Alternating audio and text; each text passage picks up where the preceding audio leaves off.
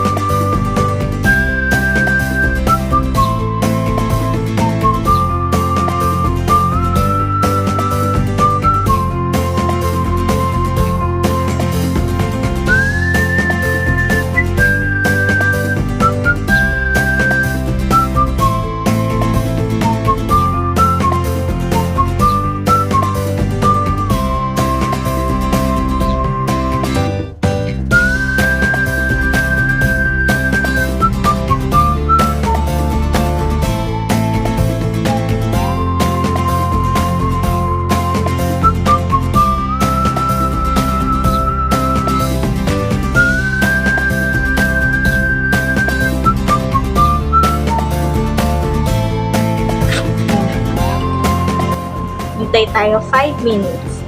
Opo, baby!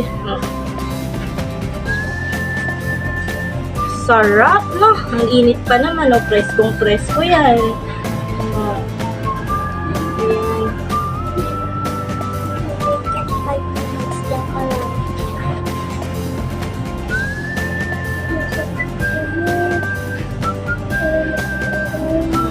Ayan, no?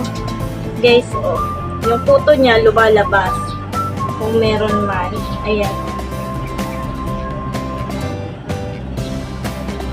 Ayan. Lumalabas yung mga puto-puto niya.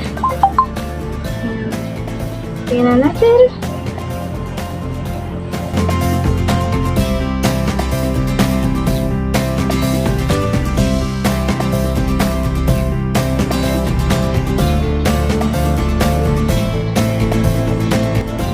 Gusto yan, minamassage ang kanyang mukha.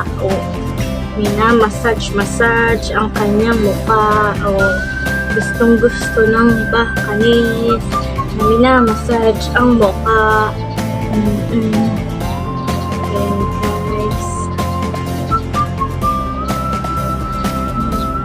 guys. Feel na feel. Inaantok na naman siya, guys. Inaantok na naman yan. Matutulog na yan. Matutulog na. Matutulog ka na?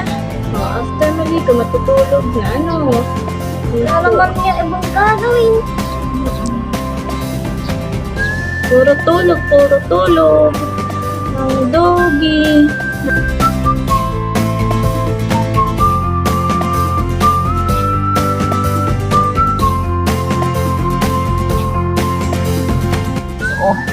Naibabad na siya ng 5 minutes. Ayan, may mga lumilitaw na, puto.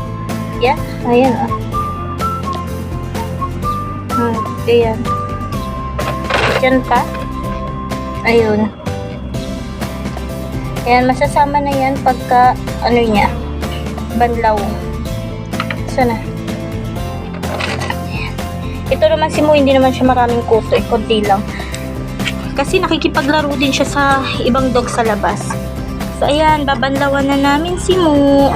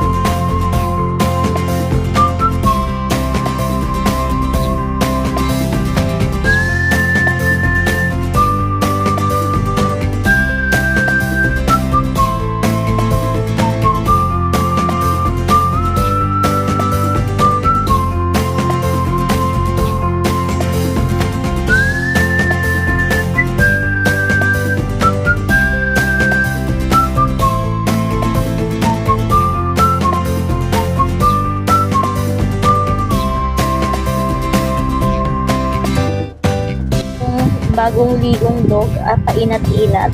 Ayan guys, oh. Pinagkakasya niya yung sarili niya dyan. Ang lawak-lawak naman ng ano, dyan sumiksik. Ayan guys, so painat-inat siya dyan, oh. Hindi ka makaha-straight, baby. Oh. Umano pa siya eh. Ano yan? Buntong hininga. Bumuntong hininga pa, oh.